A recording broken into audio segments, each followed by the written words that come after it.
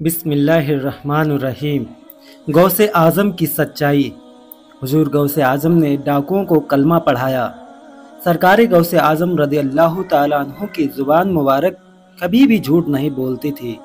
बचपन से लेकर ज़िंदगी के आखिरी लम्हात तक कभी भी आपकी ज़ुबान पर झूठ नहीं आया।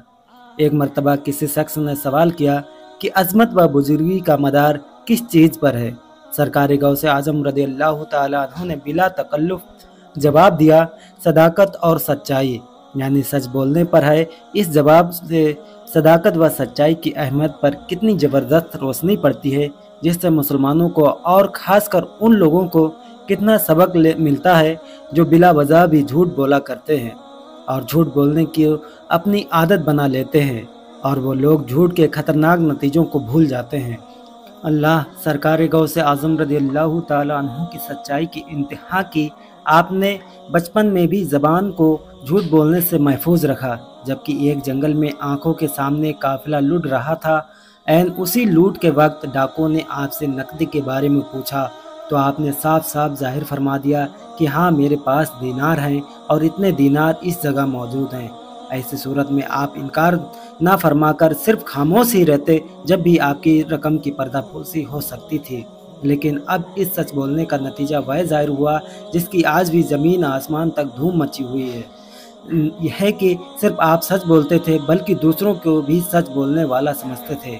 आपके सामने कोई शख्स कसम खाता तो आप फ़ौरन यकीन फरमा लेते थे।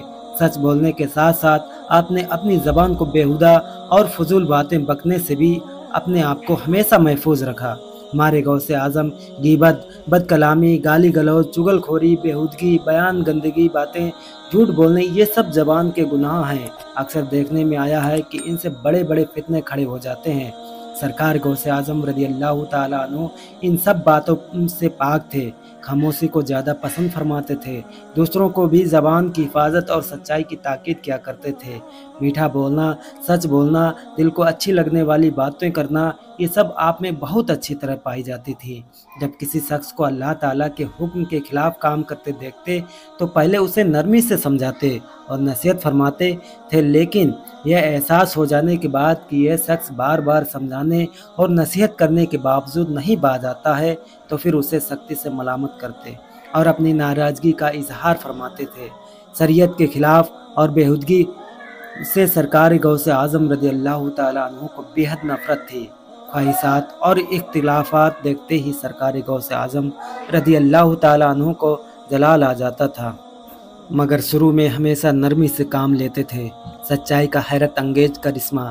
सरकार गौसे आज़म रदियल्लाहु ताला अन्हु तिजारती काफ़िले के साथ बगदाद मुक़द्दस रवाना हुए।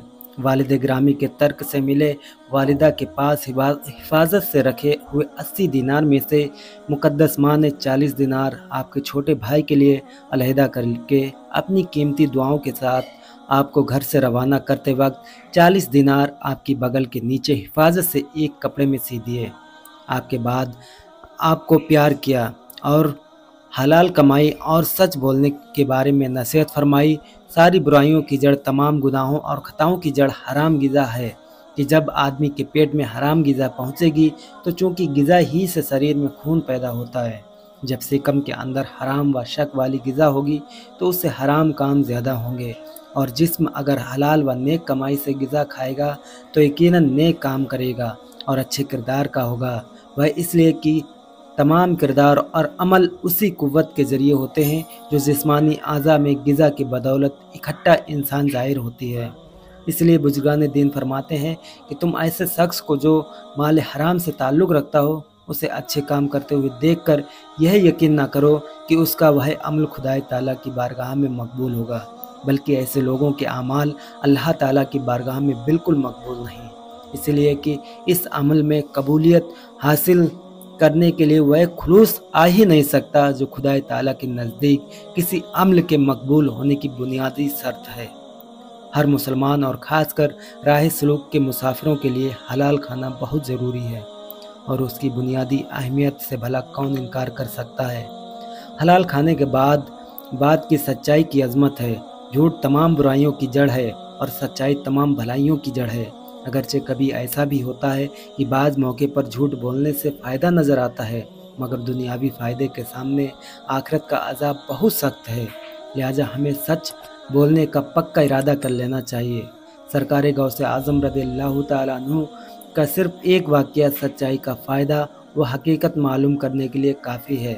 سرکار غوث اعظم رضی اللہ تعالیٰ عنہ اپنی والدہ کی پاک نصیحتوں اور 40 دینار لیے ہوئے ایک قافلے کے ساتھ جیلان سے روانہ ہوئے۔ راستے میں مقام ہمدان سے کچھ دور آگے پہنچے تو 60 ہتھیار بند ڈاکوؤں نے گھیر لیا اور قافلے والوں کو سارا سامان لوٹ لیا۔ اسی دوران ایک ڈاکو نے سرکار غوث اعظم کے پاس آ کر پوچھا، تمہارے پاس کیا ہے؟ سرکار غوث اعظم رضی اللہ تعالیٰ عنہ ڈرے ہوئے فرمایا، میرے پاس 40 دینار ہیں۔ دنیا میں ایسی حالات میں سچ بولتے ہوئے شاید ڈاکو نے کبھی کسی کو نہ دیکھا ہوگا، اسی لیے ڈاکو نے سرکار غوث اعظم رضی اللہ تعالیٰ عنہ کی بات کو مذاق سمجھا اور ہنس کر چل دیا۔ جب سارے قافلے کو لوٹ کر ڈاکو نے مال و دینار اپنے سردار کے سامنے جمع کیا تو اس نے معلوم کیا کہ قافلے کا کوئی آدمی بچ تو نہیں رہا ہے۔ اس کے بعد جواب میں ایک ڈاکو نے کہا، اے میرے سرکار، آج تک تو قافلے والوں کا ہم مذاق کرتے آئے ہوئے ہیں، ان کو لوٹ لیا کرتے تھے، مگر آج ایسے قافلے میں سابقہ پڑا ہے جس میں ایک نوجوان ہے جو ہم سے مذاق کر رہا تھا۔ اس کی بے سر و سامانی پورے طور پر یقین دلا رہی تھی کہ اس کے پاس کچھ نہیں ہے، مگر جب میں نے اس سے پوچھا کہ تمہارے پاس کیا ہے تو وہ نوجوان کہتا ہے کہ میرے پاس 40 دینار ہیں۔ ظاہر ہے کہ جس ماحول میں اس سے پوچھا گیا، بھلا جس کسی کے پاس کوئی معمولی سی بھی رقم ہوگی وہ ایسی صورت میں چھپانے کی ہی کوشش کرے گا، نہ کہ اپنی چھپی رقم کو ظاہر کر دے گا۔ یہ کیفیت سن کر سردار نے سرکار غوث اعظم رضی اللہ تعالیٰ عنہ کو اپنے پاس بلایا اور اس سے یہ بھی باتیں ہوئی۔ آخر میں اس نے پوچھا، اچھا تو وہ 40 دینار کہاں ہیں؟ سرکار غوث اعظم رضی اللہ تعالیٰ عنہ نے فرمایا، بغل کے نیچے ایک کپڑے میں سلے ہوئے ہیں۔ چنانچہ کپڑا جو ادھیڑا گیا تو دینار کھنکھنا کر زمین پر آ گئے۔ ڈاکوؤں کے سردار کو بڑی حیرت ہوئی اور اس نے پوچھا، آپ نے ہمیں سچ کیوں بتا دیا؟ فرمایا، والدہ ماجدہ نے رخصت کرتے ہوئے حلال کھانا کھانے اور سچ بولنے کی ہدایت کی تھی اور میں نے وعدہ کیا تھا ہر حال میں آپ اس کی پابندی کروں گا۔ قسمت سے راستے میں ہی امتحان کی گھڑی آ گئی۔ میں نے جھوٹ بولنا اپنے وعدے اور ماں کی نصیحت کے خلاف سمجھا۔ انہی دو چیزوں نے مجھے سچائی پر آمادہ کیا۔ آپ کی اس سچائی نے ڈاکوؤں کے سردار پر بجلی کی طرح اثر کیا اور سچائی کا حیرت انگیز کرشمہ ظاہر ہوا۔ سرکار غوث اعظم رضی اللہ تعالیٰ عنہ کا جواب سن کر ڈاکوؤں کے سردار کے آنکھوں میں آنسو جاری ہو گئے اور روتے ہوئے سرکار غوث اعظم رضی اللہ تعالیٰ عنہ سے کہنے لگا، تم اپنی والدہ سے کیے ہوئے وعدے کی اس قدر پابندی و لحاظ کرتے ہو، مگر افسوس ہمارا کیا حسر ہوگا۔ میں ایک زمانے سے خدائے تعالیٰ کے حکم اور وعدے کی نافرمانی اور اس سے کھلی ہوئی بغاوت کر رہا ہوں۔ اے زمین و آسمان کے مالک، تیری شان کریمی کے سہارے اب میں سرکشی و بغاوت و تیری وعدہ خلافی سے باز آتا ہوں۔ یہ کہتے ہوئے سرکار غوث اعظم رضی اللہ تعالیٰ عنہ کے نورانی ہاتھ پر ڈاکوؤں کے سردار نے توبہ کی۔ اس کے بعد اپنے ساتھیوں سے یوں کہنے لگا، آج مدتوں کا بھاگا ہوا سراپا گناہوں اور سرکشی میں ڈوبا ہوا ایک بندہ اپنے مولا و مالکی حقیقی کے آستانے عالیہ تک پہنچ گیا ہے۔ اب میں نے سچے دل سے گناہوں اور نافرمانیوں سے کنارہ کشی اختیار کر لی ہے، اس لیے اب نہ تم میرے ساتھ رہ سکتے ہو نہ میں تمہارے ساتھ رہوں گا۔ تم آزاد ہو، جو چاہو کرو، لیکن اب تمہاری راہ کوئی اور ہے اور میری راہ کوئی اور ہے۔ لٹیرے ساتھیوں نے جواب میں کہا، ڈکیتی میں ہم آپ کے سردار سب کے سردار تھے، تو جب گناہ و نافرمانی اور بغاوت میں ہم نے آپ کا ساتھ دیا ہے تو کیا نیککاری اور اللہ تعالی کی اطاعت و فرما برداری میں آپ ہم کو اپنے سے جدا کر دیں گے؟ یہ کہتے ہوئے سب کے سب ڈاکوؤں نے اسی وقت توبہ کی اور تمام لوٹا ہوا سامان سرکار غوث اعظم رضی اللہ تعالیٰ عنہ کے قافلے والوں کو واپس کیا اور پوری جماعت نے غوث اعظم رضی اللہ تعالیٰ عنہ کے نورانی ہاتھوں پر توبہ کی۔ ہو سکتا ہے کہ یہ یہاں جھوٹ بھی کام دے سکتا اور اس طرح وہ 40 دینار محفوظ بھی رہ جاتے، لیکن سچائی کی کرشمہ سازی کتنی حیرت انگیز ثابت ہوئی کہ اس 40 دینار کے ساتھ سارے قافلے والوں کا مال واپس مل گیا، اور سب سے بڑی بات یہ کہ 60 ڈاکوؤں کو توبہ کی توفیق مل گئی۔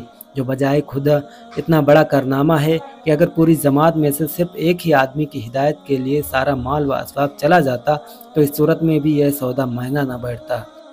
دوستو، اگر ویڈیو پسند آیا ہو تو لائک کریں اور ہمارے چینل کو سبسکرائب کریں۔ السلام علیکم۔